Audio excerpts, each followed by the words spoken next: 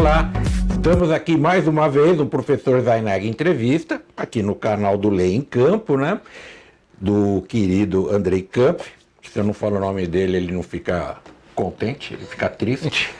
Um abração para você, Andrei. E hoje nós estamos recebendo um amigo aqui de muito tempo, mas que a gente não nos vemos muito, mas o carinho que é o que importa, né? Que a gente sempre. Se recorda das boas pessoas, e o André Megali é uma dessas pessoas. E a gente vai bater um papinho aqui sobre vários assuntos. O André, ele trabalhou na época da Copa do Mundo, né? Ele vai explicar para nós. Trabalhou na CBF e hoje está lá na FIFA. Quer dizer, o cara manda no futebol mundial, né? Começou aqui no estado, já foi para a CBF, agora está na FIFA. Logo, logo, se tiver um campeonato, um torneio interplanetário, o André tá lá. Primeiro, obrigado por você vir aqui bater um papo comigo, com o pessoal do Lei em Campo. Muito feliz em te rever. É uma honra grande estar aqui. Um abraço primeiro para o Andrei. Obrigado pelo convite, para o professor Domingos Zainag, que para mim é uma grande honra estar aqui, porque você é uma pessoa não só muito respeitada no meio jurídico e desportivo, mas especialmente muito querida, né? Todas as pessoas que eu converso e que têm a sua amizade, que não são poucas, falam muito bem e falam desse carinho que tem pelo senhor. Então, para mim, é uma grande honra estar aqui com você. Você sabe que o negócio me deixa ao mesmo tempo feliz e meio preocupado, né? Parece que eu tô ficando velho, né? Já tenho mais história que futuro. O negócio a gente se preocupa um pouco. Mas aí é que tá. Antes, eu tenho uma pauta aqui, mas no fim, antes de começar aqui a gravação, a gente tocou num assunto e ele vai dar uma aula de cultura. Quem me conhece sabe, né? Tem formação até em história. Por que vem a palavra rivalidade, né? A gente falava sobre rivalidade, que fez com que o futebol crescesse. Até quando a gente era moleque, sou mais velho que você, eu sou do tempo que a gente tinha o time da rua e jogava contra o time da rua de baixo. Exatamente. E era uma rivalidade. De onde surgiu o termo rivalidade? Especialmente no futebol, né? A rivalidade vem do radical river, né? No inglês, river é rio, e ela faz a alusão às duas margens do rio, né? Então, para haver uma rivalidade, é preciso que elas estejam ali colaborando para conduzir o rio e estejam próximos, né?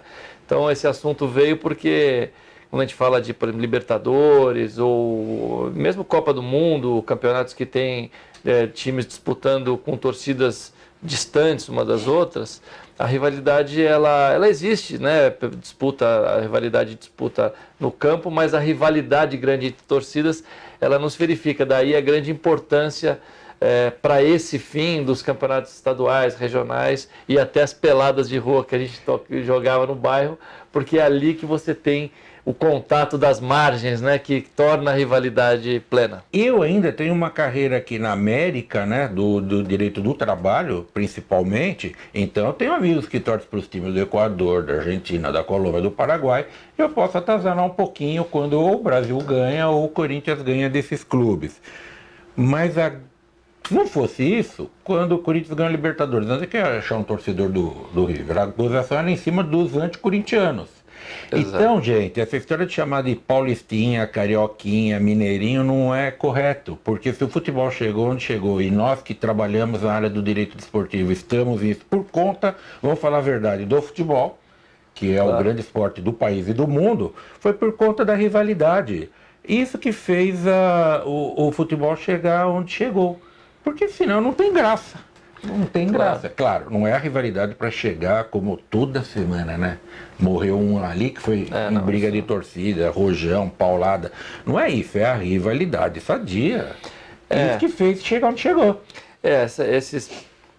Sempre há uma externalidade negativa que acaba acontecendo, uma morte, enfim, são coisas indesejadas, né? A violência, tudo isso a gente não gostaria que não acontecesse, mas a rivalidade, então, no futebol especificamente, tem uma coisa adicional que é a necessidade do rival. Se você não tiver um rival, que seria do Corinthians se não houvesse Palmeiras, Santos, São Paulo, nada, né? Então, os rivais no futebol são necessário. Eles são oponentes, mas eles colaboram, eles precisam um do outro. Eu sempre eu dou o seguinte exemplo, que alguém deve ter falado, não saiu da minha cabeça, eu devo ter ouvido em algum lugar há muitos anos.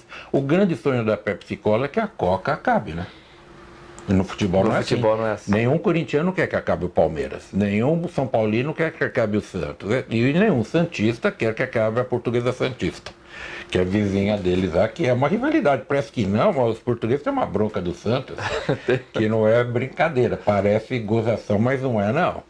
Então, mas em geral, vai para ficar falando só de São Paulo, o Remo e Paysandu, Grêmio e Inter, Atlético e Cruzeiro, Goiás e Vila Nova, enfim, é isso que faz o futebol ser o que é. E fez e acabar com os campeonatos estaduais, no caso do Brasil, que muita gente prega isso, não sabe o que está falando, né? Por exemplo, tem um grande amigo meu, que é o Marcelo Onti, ele tem um livro que chama Grandes Clássicos, por aí, né, que pelo mundo. E se você for folhear o livro e olhar para esses grandes clássicos, os clássicos são sempre entre times que estão ali, um do ladinho do outro, né? Alguém vai falar, mas na Espanha é Barcelona e Real Madrid, cidades diferentes. Olha o tamanho da Espanha. Exato. É diferente. São... Não existe um clássico relativos. Internacional de Porto Alegre e Paysandu de Belém. Não, é Belém e Remo. Isso. Aliás, eu já passei um fim de semana em Belém, num dia de Remo e Paysandu, eu vou dizer para vocês. Essa é a maior rivalidade que eu vi do futebol brasileiro. Ninguém fala, porque está longe, né? É um negócio impressionante. Tinha lá acho que era um juiz do trabalho, ele falou para mim, olha, meu desgosto é se minha filha for namorar com um cara que não torce pro Remo, quando crescer. É desse ponto. E isso é muito legal. Eu não acho ruim, né? Quando a gente comenta lá no Corinthians que não pode entrar de verde. E o pessoal tem muito, fala, isso é bobagem. Isso não é bobagem. E isso é legal, porque você não está fazendo nada de mal. Acho que é um folclore que envolve... Não usa verde. Que envolve essa rivalidade. Isso é uma coisa Grêmio e saudável. Inter também é notável, né? Uma rivalidade notável. Olha, eu dei aula algumas vezes no Rio Grande do Sul, em pós-graduações, e era muito engraçada a sala. Você olhava do lado direito, tinha alguém com algum adereço azul. Uma menina, os advogados, geralmente a gravata, e você do outro lado vermelho. Eu falava, vocês torcem tudo para o Inter, né? E vocês pro... Como é que o senhor sabe? Sei, porque vocês não estão usando nem vocês usam vermelho, não tem nada de azul e vice-versa. Isso é bacana. Isso eu também, né? Todo mundo sabe que eu sou corintiano, não preciso ficar falando. Eu não sou de usar verde. Minha saudosa mãe não deixava a gente usar verde. Ela era fanática. Ela falou, verde não, porque ele lembra lá do Palmeiras. Bom, mas é isso. O André, ele trabalhou na época da Copa do Mundo. O que você fez? Só pra gente rememorar. Se é que você quer rememorar, porque não é um trauma. Não. Foi um trabalho muito importante. Eu trabalhei fui convidado para trabalhar no Comitê Paulista da Copa. Como a gente sabe, quando o país sede se compromete com a FIFA a sediar o evento, o chefe de Estado assina ali uma série de compromissos com a FIFA, né? Aquelas 9 garantias famosas e tal. Só que essas garantias, elas são prestadas para a FIFA, elas se refletem, né, em competências de outras instâncias, não só federal, tem instâncias estaduais, municipais e tal.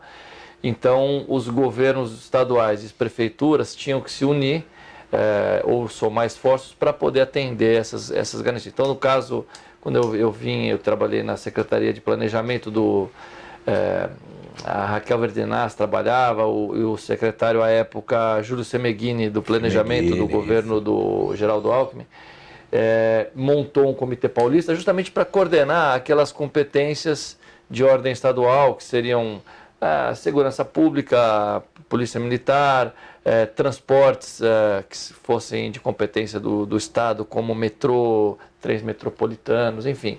Então a gente trabalhou lá, teve essa interação mais no estado de São Paulo, mas teve uma relação muito boa também com o evento de uma forma geral. Para a gente encerrar só esse assunto aqui, qual foi o grande legado da Copa do Mundo? Se é que teve, né? Eu acho que assim, a gente tem assim, o legado mais direto que a gente pode dizer são os estádios, né? Sem dúvida. Os estádios, você vê hoje, tanto os que foram para a Copa como aqueles que vieram também naquele mesmo momento, quer dizer, aquela onda de modernização, o que se chamou de padrão FIFA, né? Que isso virou um meme aí para vários assuntos, mas os estádios, obviamente, foram um legado. Alguns muito bem utilizados, outros não conseguiram a sua plena utilização. A gente sabe das dificuldades. Quando você tem um país grande como o Brasil recebendo uma Copa, é preciso que essa Copa, pelo menos foi o que se pensou quando o governo federal à época e a CBF à época, enfim, todos os entes que participaram dessa decisão, decidiram espalhar o evento pelo Brasil, né? Então, quando você espalha isso pelo Brasil, isso é muito bom, democrático, porque você consegue levar a Copa do Mundo para toda a população, né? De uma forma ampla, dizendo, mas de outro lado, quando você termina, aqueles estados que não têm uma tradição muito grande de futebol ficam com o estádio subutilizado. De outro lado, a gente tem Rio de Janeiro, São Paulo, o seu Corinthians ganhou uma arena muito bonita lá em Itaquera. Isso incentivou outros clubes que não tiveram, o Grêmio e o Palmeiras são os dois grandes exemplos, né? Também fizeram 2 estádios que não participavam da Copa, mas vieram nessa... Exatamente. E tem um projeto interessante, até pode fazer uma ligação com a minha nova, talvez que você mencionou, a minha atividade na CBF, né? Um tempo depois eu acabei, até por conta dessa participação na Copa, eu acabei indo, enfim, uma trajetória profissional, mas eu acabei indo trabalhar como diretor de compliance na CBF. E uma das minhas atividades na CBF, além de depois a gente pode até comentar um pouquinho disso, mas foi justamente liderar, junto com os estados, o projeto de legado da Copa. Olha. Então casou assim, foi muito feliz ali essa atividade e eu basicamente esse plano, né, a FIFA, quando termina o evento, a FIFA negociou com o Brasil e destacou um fundo de 100 milhões de dólares que deveria ser investido no país pós-Copa do Mundo. E 60%, ou seja, a grande maioria desse fundo, se destinava a construir centros de treinamento nas capitais que não receberam os Jogos da Copa do Mundo. Então a FIFA se preocupou em pensar, olha, se algumas capitais tiveram os estádios reformados, as que não tiveram, vamos pelo menos fazer um centro de treinamento para poder amparar futebol feminino, futebol de base, futebol menor. Isso está sendo implementado ainda. E aí vem vou emendar aqui no compliance da CBF. Quando eu entrei em 2017 na CBF, a gente estava vendo uma situação muito difícil no Brasil, na CBF, no cenário do futebol mundial, porque a gente teve aquele fenômeno da FIFA Gate, que foi deflagrado uma série de escândalos de desvios de recursos, etc. e tal. Quando eu entrei, nós tínhamos um ex-presidente preso nos Estados Unidos, na CBF, um investigado, a CBF estava sendo investigada naquele momento pela FIFA, como diversas outras federações, e todos os recursos da FIFA estavam bloqueados por conta disso, para a CBF. Então a CBF não podia receber nenhum centavo da FIFA enquanto isso não se concluísse. Então a minha chegada na CBF foi justamente para organizar o compliance da CBF, implementar controles internos, mostrar que aquilo era uma coisa do passado e que a CBF estava se movimentando, pelo menos, para criar um conceito de um ambiente de compliance dentro da entidade. Seria seguro trabalhar com a CBF? Seria seguro trabalhar com a CBF, exatamente. E em um ano, no final de 2017, a FIFA então entendeu que esse programa estava avançando satisfatoriamente e liberou os recursos. Então, de 14 a fim de 2017, esses 100 milhões de dólares foram bloqueados. Não de 14, de 15, né? Quando teve o FIFA Gate. Então, a gente teve quase 3 anos de bloqueio em que o fundo não podia ser utilizado e o legado parou, né? Então, a partir de 2018, a gente fez uma série de reuniões para retomar o projeto, atualizar todos os projetos e aí agora eles estão sendo construídos, porque isso demanda comprar um terreno, identificar o terreno ideal, com a medida certa, numa área que seja fácil de utilização para as federações locais e tudo. Então isso demanda uma procura bastante intensa, tal, mas agora parece que somente para estados, capitais que não tiveram. Isso, só para aquelas capitais então vamos dos pensar... estados que não tiveram Copa. Vai, no Piauí. Piauí. Né? Por exemplo. Exatamente. Maranhão. Isso, Maranhão, Piauí, Santa Catarina, Goiânia. Agora vocês vejam, né? Goiás. Não sei o que você acha. A Arena da Amazônia, puxa, a Goiás estava tão perto, né? Puta. Por que não fizeram? Sabe que o único jogo de Copa que eu assisti foi lá. Foi. A arena lá é muito graciosa. Muito bonita, é muito bonita. Infelizmente, a gente, enfim, não se consegue, digamos assim, todo o sistema do desporto não consegue dar uma utilização que merecia aquela arena. Mas eu acho que teve um grande debate, porque o estado do Pará é muito mais ativo no futebol do que a Amazônia, isso com certeza. Mas eu acho que ali teve um apelo da floresta amazônica, alguma coisa assim, que levou à construção daquele estádio ali.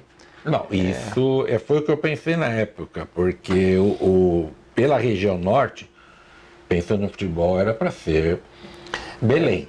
Porque como eu estou aqui testemunha do fanatismo dos torcedores de Remo, Pará, Tunaluso.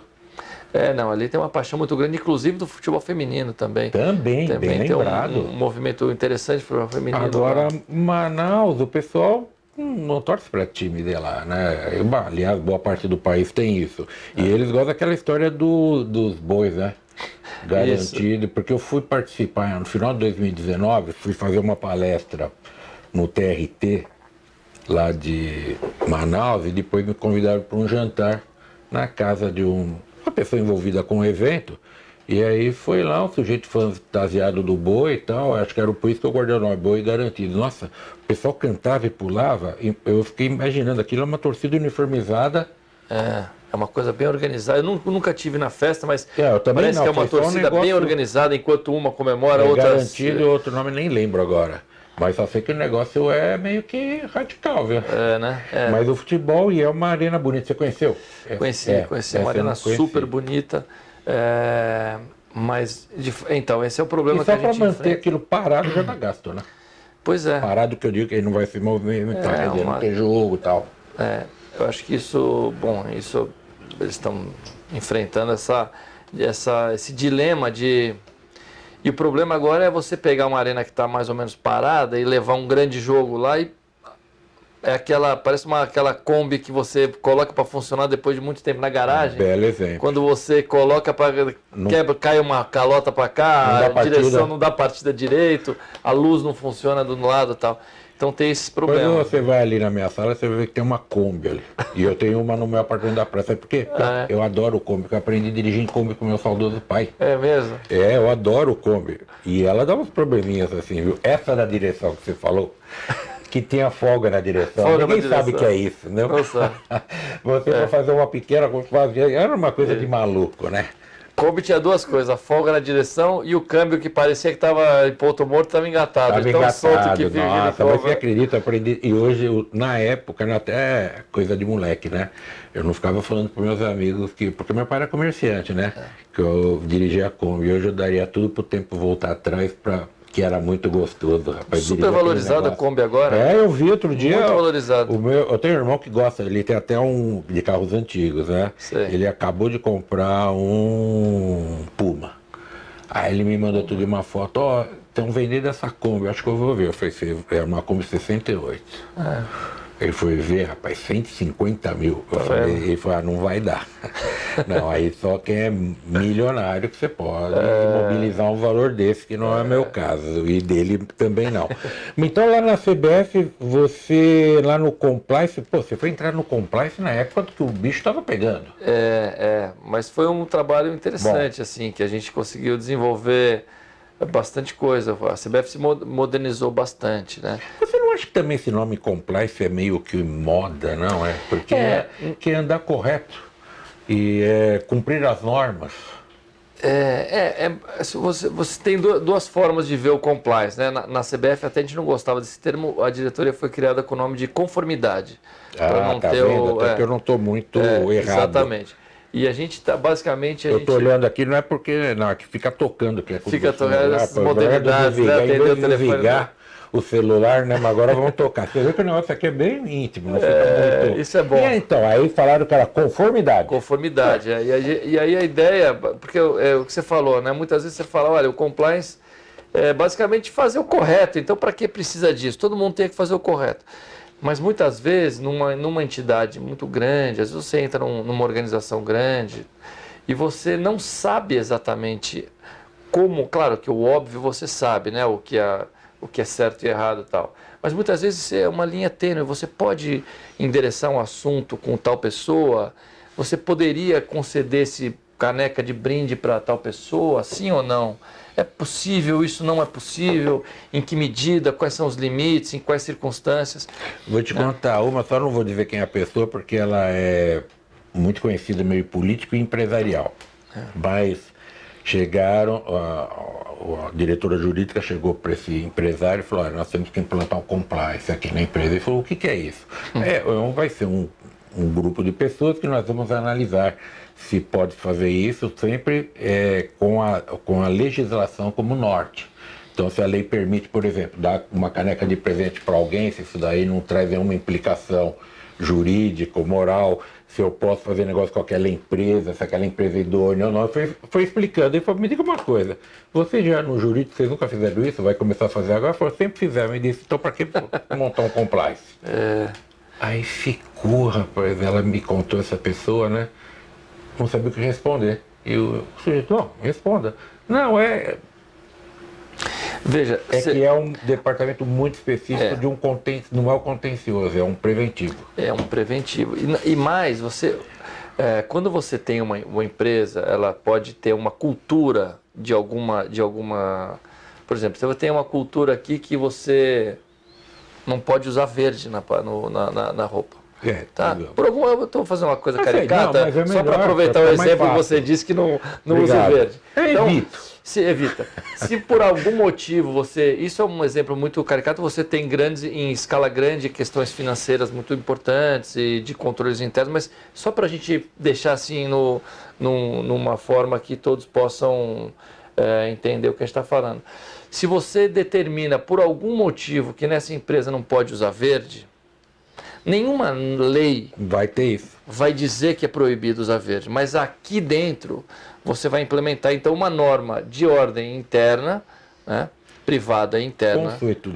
Consuetudinária, exatamente, que proíba uma determinada conduta que não é... Você sabe que você está dando um exemplo, agora você vai ficar surpreso. Eu tenho um amigo, que ele é um grande empresário, ele tem quase 2.000 empregados e... todo mundo sabe que não pode usar verde, porque ele é corintiano. E uma pessoa começou a trabalhar lá, uma moça, num determinado cargo de nível alto. Belo dia ela tinha uma reunião com ele e foi com roupa verde. Ele não falou nada e falou, avisa essa moça. Vocês não avisaram? Não, a gente não avisou, tal, não sei o quê. Pô, isso daqui pra mim foi incômodo tratar com ela assim, porque daqui a pouco vai liberar para verde. Eu não quero verde aqui na minha empresa. Então você veja, não estamos falando só da minha saudosa mãe que não queria que os meninos, os filhos, nós 4 usássemos verde, porque ela não gostava do Palmeiras. Empresário. E isso daí está no compliance. Mas vamos brincar com esse exemplo que você deu, trazer isso para o plano. Tem duas coisas aí. Primeiro, ele deu um exemplo claro de uma entre aspas, né? Vamos brincar com o exemplo. De uma falha de comportamento da empresa de não treinar o seu funcionário aquilo que a empresa quer que espera que ele se comporte. E eu já estava vendo do outro lado, outro dia eu falei, pô, rapaz, isso daí pode ser até um negócio de assédio moral, hein? E isso é um outro lado. Você tem um regramento interno que, obviamente, tem que estar em harmonia com os princípios do nosso direito. Do direito. Então, exato. Então, você não poderia, eventualmente, criar ou norma. seria complicado você dizer o seguinte, aqui na empresa, nenhum homem pode usar uma camisa rosa, por exemplo. Né? Você não poderia, isso teria uma implicação muito séria, né, para a empresa. Então, Por isso que o compliance ele olha para as normas internas, em harmonia com o sistema jurídico posto, mas também olha para aquilo que faz sentido e que é correto e como que os funcionários vão ter acesso a isso, vão ter conhecimento, vão ter treinamento disso. Porque isso a gente está brincando aqui, mas depois vamos levar para um lado sério. CBF ou uma entidade ou um clube, o Corinthians, organiza lá os seus jogos na Arena Corinthians e por algum motivo um funcionário... Vai de verde. Não vai de verde, mas ele deixa um policial militar ou ele pede para o primo entrar de graça tal e dá um brinde para um policial militar que está na porta para, olha, tá aqui uma camisa do Corinthians, deixa passar essa pessoa sem revista tal. Isso pode ser considerado pela lei anticorrupção como uma corrupção. Esse garoto estaria a serviço de um clube, do Corinthians. O Corinthians poderia ser responsabilizado por um ato de indisciplina ou um ato não pensado desse funcionário. O clube pode se responsabilizar no âmbito da lei de corrupção, ter uma pena severa, inclusive financeira, especialmente financeira, e o clube vai ser analisado para saber se esse clube comprovadamente instruiu aquele funcionário a não fazer aquele tipo de conduta com agentes públicos. Não é brincadeira. Então, realmente... você traz esse assunto que a gente está, obviamente, debatendo, trazendo exemplos do dia a dia mais simples, mas que isso pode chegar a coisas muito sérias. E o brasileiro tem isso, né? É um tema que eu trabalho fora da área do direito, que é sobre a gentileza, que eu ando fazendo palestras sobre isso, escrevendo. Depois da entrevista eu converso com você. Mas o brasileiro tem isso, né? Uma vez, você está falando, tentando lembrar como é que era. Passei pelo raio-x, pediram para abrir a mala. Sempre vão achar, tá bom, abre. Aí tinha alguma coisa lá que era repetitiva, eu não sei se era um chaveirinho do Brasil, porque como eu viajo muito para congresso, sempre estou levando coisas do Brasil. E sobraram alguns, acho que eram chaveirinhos do Cristo Redentor, esses negócios que eu vou encontrando, vou dando no congresso. Dá um livro, dou aqui e tal. E acharam que você ia vender lá dentro? Não. O rapaz gostou, o policial lá acho que foi no México isso, se eu não estou enganado, porque eu viajo tanto que eu não consigo nem lembrar. Aí eu quis dar pra ele não aceitou. Ele falou, não posso. Eu falei, não, mas é de... Não, por favor, não posso. E eu falei, mas isso não é corrupção, porque... Ele falou, não, por favor. E fez assim meio... Não precisa falar muito mais grosso, né? A cara com arma. No outro país, né? Mas você veja, é que nós temos isso. Você não está muitas vezes querendo corromper ninguém, você está agradecendo. E o brasileiro tem isso. O brasileiro tem duas coisas, né? A gente cumprimenta abraçando, beijando, e gosta de dar. Uma professora italiana, estou até olhando os livros aqui, professora Galantino, Luísa Galantino, que já faleceu, infelizmente. A primeira vez que ela veio ao Brasil, eu a levei para um evento em Osasco, e depois levei lá no Unifiel e levei lá para Belém. Era um congresso que começava em Osasco e terminava em Belém do Pará. Quando chegou no Belém, todo mundo abraçando. Ela falou, nunca beijei tanto na minha vida. Vocês, nossa, e vinha abraçar, me incomodava. Porque é diferente, é o costume nosso, né? Mas é interessante isso, né? Do compliance, o sujeito pode fazer de boa fé e causar um problema. Ele não sabe que está fazendo uma coisa que pode ter uma consequência séria, porque pode ser que esse policial, visto de uma câmera, viu... você então passou recebeu alguma coisa ali, deixou passar uma pessoa, recebeu, mas... Então ele pode ser eventualmente questionado. Não, eu aprendi, eu nunca mais fiz isso. Mas era de boa fé, sabe? Porque ele falou que é Brasil, não sei o que, eu falei, tal. E expliquei, eu trago mas pro senhor dele, não.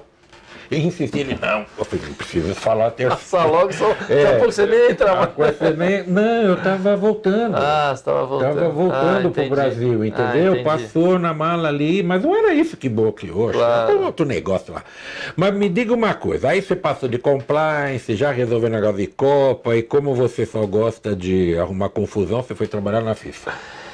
Aí na verdade, eu tenho hoje eu sou membro do Tribunal do Futebol da FIFA, né? Olha só. Então, a época que eu estava na CBF, a CBF me indicou para ser um dos membros do tribunal.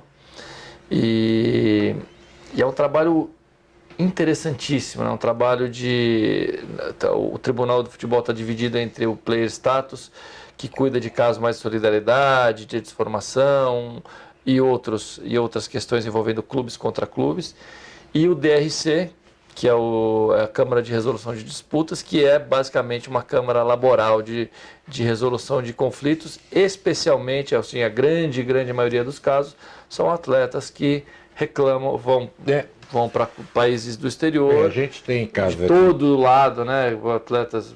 Eu tive uma sessão de julgamento, por coincidência, semana passada. Então, a gente tem, geralmente, a cada 2, 3 meses, tem uma sessão envolvendo uns 15, 20 casos. A gente estuda, a FIFA faz toda a instrução do processo, ouve as partes, colhe provas, e na sessão de julgamento os autos vêm para os árbitros, em turma de 3 árbitros, e a gente estuda e profere os votos nessa sessão de julgamento, geralmente de 15 a 20 casos por sessão. E o que eu gosto é que é rápido, né? Quando não tem recurso para o TAS, ou paga ou não joga, né? Exatamente. A gente tem a primeira instância, depois tem a segunda instância, que é a Câmara de Recursos da FIFA, e aí depois tem a instância para arbitragem no CAS. Se alguém recorrer, claro. Porque outro dia teve um caso aqui interessante, estava eu e o Luiz Guilherme, a gente estava no restaurante, estava até no self-service, pegando lá a refeição, né? Tocou meu celular no número enorme. Eu falei, nossa, será? O Luiz Guilherme falou, tio, isso deve ser da FIFA. Eu peguei, atendi, era um sujeito dizendo, olha, vocês precisam mandar o Swift aqui que o clube tal quer pagar, porque senão não vai poder jogar domingo. Opa! Aí eu tava afim de sacanear e não mandar, né? Não, mas eu fiz isso até porque tinha dinheiro para ver. Eu acho que assim, eles não recorreram, também não tinham o que fazer. E aí queriam pagar. Imagina se tem isso aqui no Brasil. Eu trabalho com direito de trabalho. Que empresário que liga para o advogado do reclamante e fala, ô, dá uma conta aí que nós vamos pagar, viu?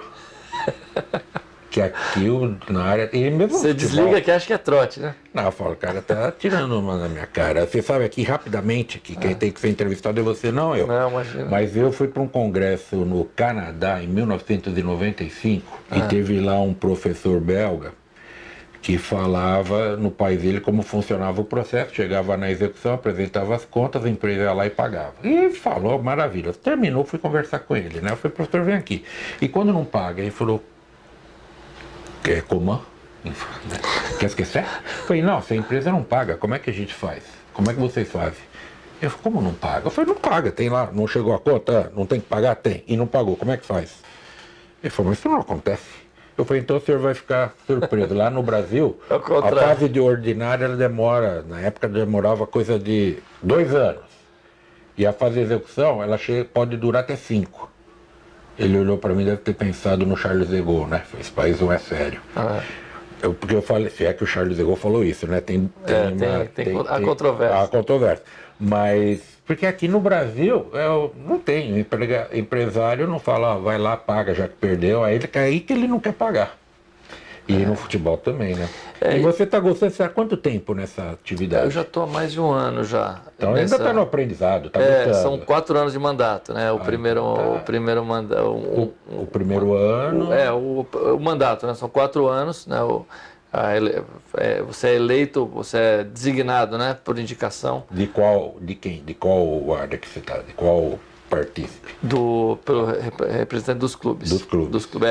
Ele é paritário. Eu sei, o Martorelli, né? Foi membro. Sim, quando ele era meu aluno. Sabe quem foi meu aluno no mestrado?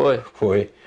E ele era Bom, ele e a torcida do Corinthians inteira, né? Tem muito aluno que você formou, hein? Você sabe que eu sou da União dos Juristas Católicos e esses dias teve uma reunião e o professor Renato Rua de Almeida, um grande palmeirense, foi meu professor, ele escreveu prefácio de um livro meu, foi meu professor no mestrado, fez parte das bancas do mestrado e doutorado, e eu fui apresentar, eu falei, o professor Renato, confrade Renato, foi meu professor. Falaram isso. Até que enfim, alguém deu aula para você, que a gente só conhece quem você teve aula, para quem você deu aula. Eu falei, não, mas existe, ó. Tá aqui. Existe. Eu brinquei com ele, ainda está entre nós. Ele falou, ainda não. Que história de ainda?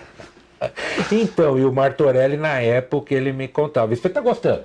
Muito, uma experiência boa. Muito. Eu acho que é porque você vai... Obviamente, é uma atividade que você presencia, você testemunha, você participa dela, claro, mas você testemunha uma efetiva colaboração para que as relações sejam cumpridas, sejam corretas para que o contrato seja cumprido, para que um jogador não saia de um país. A gente tem muitos jogadores, enfim, do mundo inteiro, mas garotos que saem do seu país jovens e vão para um outro lugar que não conhecem a língua e chega lá, não recebe nem o primeiro salário. Nem o primeiro salário. E o clube nem responde, o jogador faz a notificação para o clube nem responde a notificação, ou seja, não fazer nada. E aí acontece isso, porque na arbitragem da FIFA, a FIFA tem os mecanismos para apertar coercitivos eficientes, né? Então, ali que a gente consegue ver o rumo sendo colocado no local certo, na direção certa. Então, quer dizer, você se sente útil, né? Isso que é gostoso, né? Exatamente, é muito bom ver que você... E fazer justiça é um negócio que alivia a alma, né? Eu vou contar uma coisa sem partes e nada, mas, por exemplo, eu vi na sessão passada, teve um clube que respondeu assim era um jovem jogador que tinha saído para jogar na seleção de base do país dele e tal. Ele era um jogador da seleção de base do seu país. E o clube pagou o primeiro salário e teve um intervalo assim de não pagamento, né? Em que o clube não pagou, não responde. E depois que teve o processo, foi acionado o DRC, ele respondeu dizendo: olha, mas é que o jogador viajou lá para a seleção dele e tal e não estava aqui para receber. Então a gente não pagou. Mas então você fala, pô, internacionais. Você fala, não é possível, tem que né? pagar e depois então a gente vê coisas assim que antigamente eles deviam não ter como, né, ter uma relação, porque a gente sabe que da hipossuficiência do empregado, né? Sempre é, em sempre qualquer relação. Né? Estou falando com o professor aqui. Essa semana, dando aula no mestrado, eu estava contando para os alunos, e isso a gente lá, o diretor já está falando que terminou. Foi até cliente do escritório, ele contou que no início de carreira ele foi para a China com uma passagem de falida. E chegou lá, foi falar com o técnico brasileiro, ele atacante, o técnico falou: quem te mandou aqui? O fulano. Sim, eu conheço, mas ele mandou, eu pedi para ele mandar um lateral. O cara era um atacante, 1,95 m quase, sei lá. Um moço alto, foi nosso cliente numa outra situação, por conta disso. Largaram ele lá. E aí, para ele voltar, foi um... Pois é, muitas vezes o jogador machuca e não começa a não receber mais. Fica por isso, são coisas que longe a gente do seu país. Exatamente, então a gente a gente corrige lá. Então, parabéns pelo teu trabalho, viu? Isso é uma coisa maravilhosa. Infelizmente, nosso tempo acabou, rapaz, você vê? Passou rápido. Tão gostoso, né? E é isso, pessoal. André, muito obrigado por você ter vindo aqui, viu? Foi, primeiro, te rever, foi maravilhoso. Segundo, o que você trouxe de informação para mim e para o pessoal, tá? Muitíssimo grato. Igualmente, para mim é uma honra, sempre um grande aprendizado estar do seu lado, professor. Imagina, bondade sua. Pessoal, é isso aí. Aguardo vocês no próximo Professor Zainag Entrevista, né? Continue acompanhando aqui os nossos vídeos. Tchau.